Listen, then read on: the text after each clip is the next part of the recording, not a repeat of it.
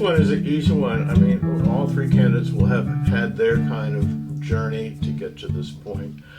I know you have told this story several times, but for those who are coming into this election, in this election, what's your background? What's your history with Easton? I know it goes a long way. To start, I've lived in Easton all my life. Graduated from Easton schools, Easton High School.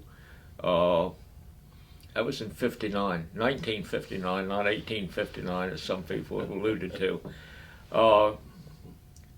Went to the University of Maryland for a while, left there,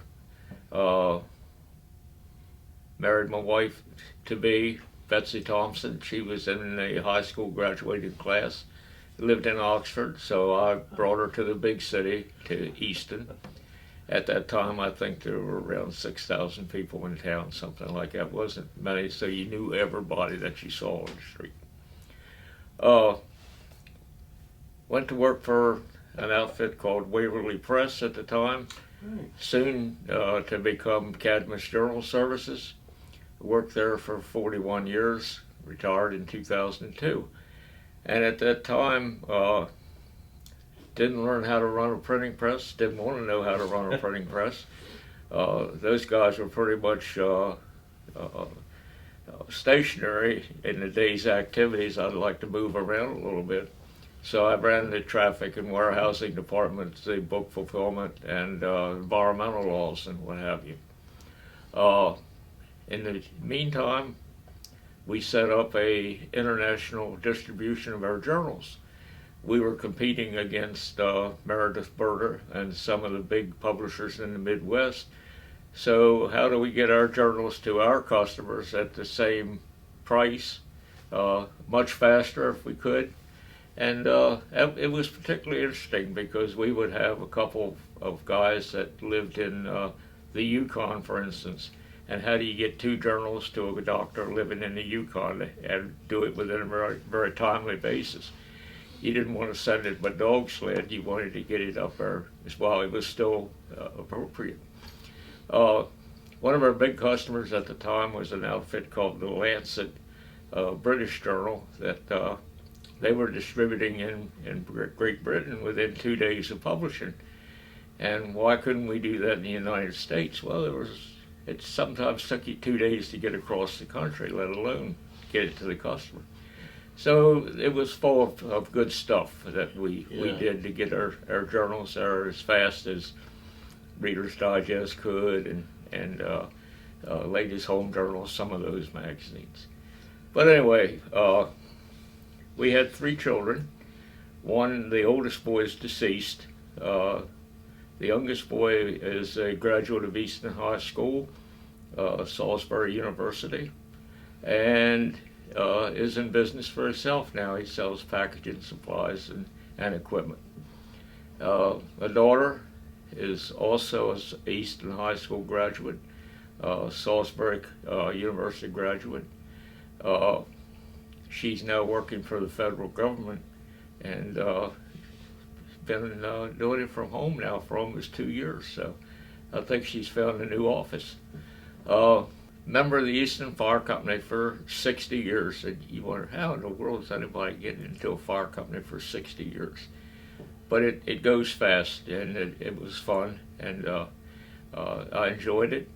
Met a lot of nice people, saw a lot of things that I wouldn't have seen if I was just average Joe citizen on the street.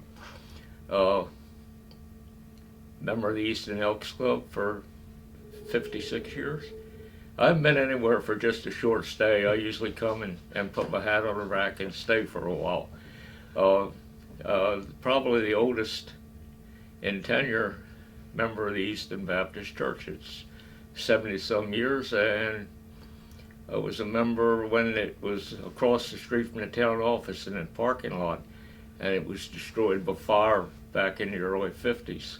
Maryland Municipal League, have been president of the Eastern Shore Branch, vice president, member of the Maryland Municipal League Hall of Fame. We have all 4 grandchildren now that have graduated from college, Chesapeake, or Salisbury, James Madison, West Virginia University.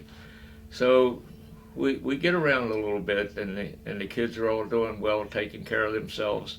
They're all married, one to go, and we now have great-grandchildren, which is, you often laugh about sending the grandchildren home with their parents when you're tired of playing with them, and it's doubly important with the great-grandchildren. So now you have all of them around. What a lucky person you guys are. Jeez. You listed a lot of civic activities, which make a community work.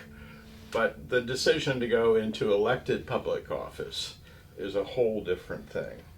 And I want to understand a little bit more why you decided to get in the arena, so to speak.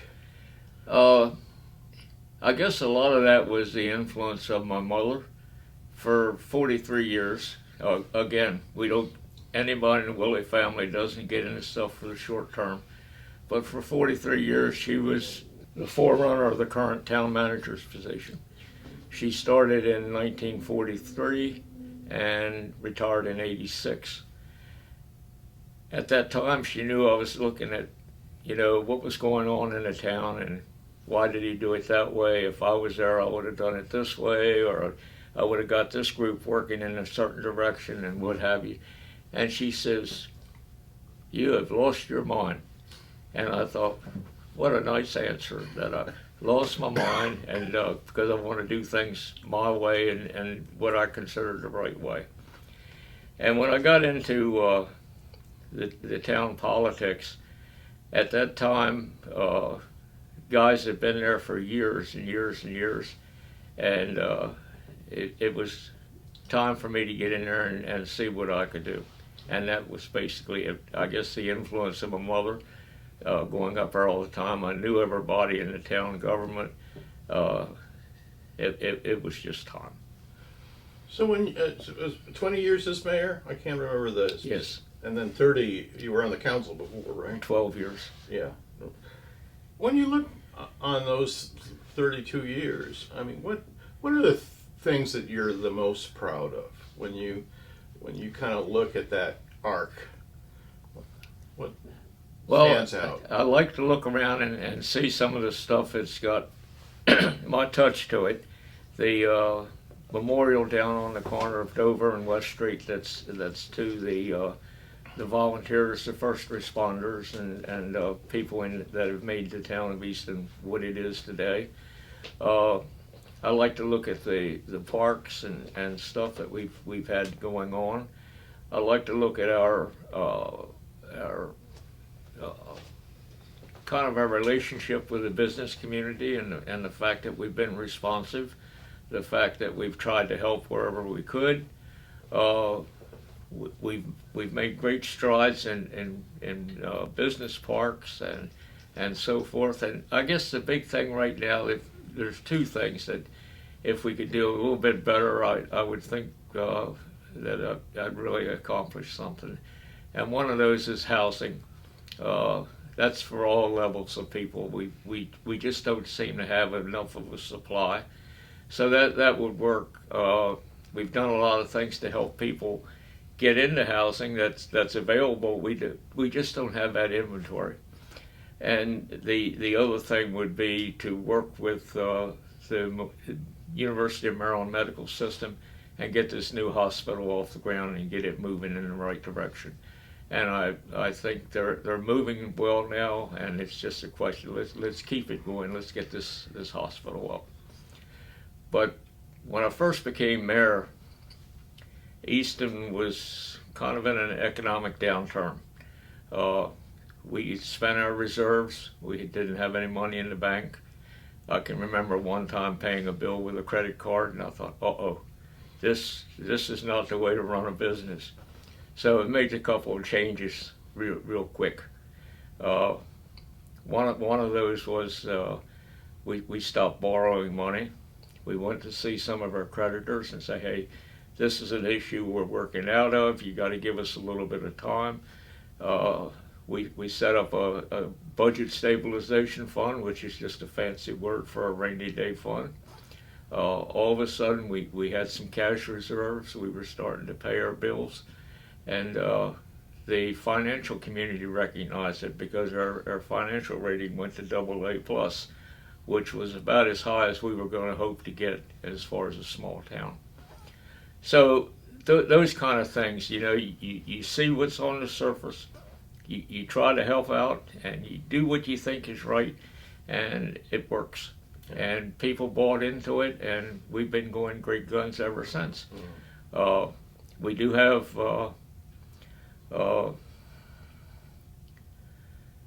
we have a community moving, I think, in the right direction. Again, we have some great people working for us. We've got a first-class fire department, a first-class police department. We've got workers for the town that are, as a whole, are the best we've ever had. We've got people really that have bought into the concept of how we do things, and it seems to be working.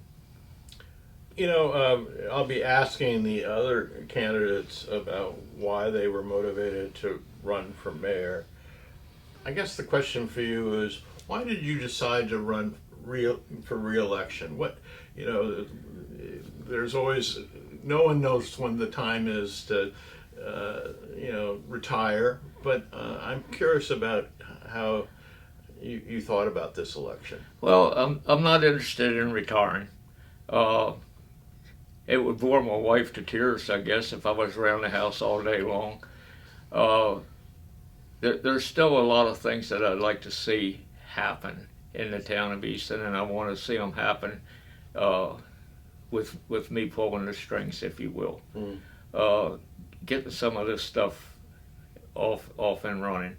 I've heard a couple of comments like, "Hey, that guy's too old," and this is coming from a county that's got the highest median age in the state of. So if I'm too old, what's that say about the other half of the population? Should they go somewhere and just sit down and just wait and things pass them by? And then one of the people has made a comment that we need to move and make sure that Easton keeps moving in the right direction. That's a lot of bull. We've have projects on the tables that give us a 10-year plan for infrastructure growth. We've got parks and recreation facilities underway. We've got a job retention and a job recruitment group working very hard. We're putting up business parks and what have you, bringing businesses into town. We've got as many jobs as we've ever had before, and we'd like to just keep bringing in more and more quality jobs so that the kids would have a place to come home after school and when they get out of the military service and so forth. So I like the way we're doing things, and it just seems to me to be the right way to do it. And hopefully I can get 50% plus one of the people that feel the same way I do. I mean, when you look at the next 4 years, what are the 3 or 4 things that really is going to be a challenge for Easton and for the mayor and for the council? Well, one of those is going to be finding a place for people to live. We do have a lot of projects on the table. And incidentally, I mentioned that, missed mentioning that I started thinking I was going to lose track of all the projects we had going on, and started making a list, and that list is up to 61. So we've got 61 projects either started or underway or on the books to do. And there's not many other things you can think of that besides that 61 that we've still got to do, but we do have a lot of projects on the table. And housing has got to be right up there near number one. We do have some plans in effect. We're doing work down at the hill with a few houses, but that's just scratching the surface. We've set up a grant program where people that already live in the neighborhood who have homes that need help, but their financial condition doesn't allow them to go out and just borrow money. So we've got a very low interest rate loan that we're giving people to put a new roof on or put new windows in or something like that, make their house good. So that's an issue. We need to really keep the police and the fire department up to snuff.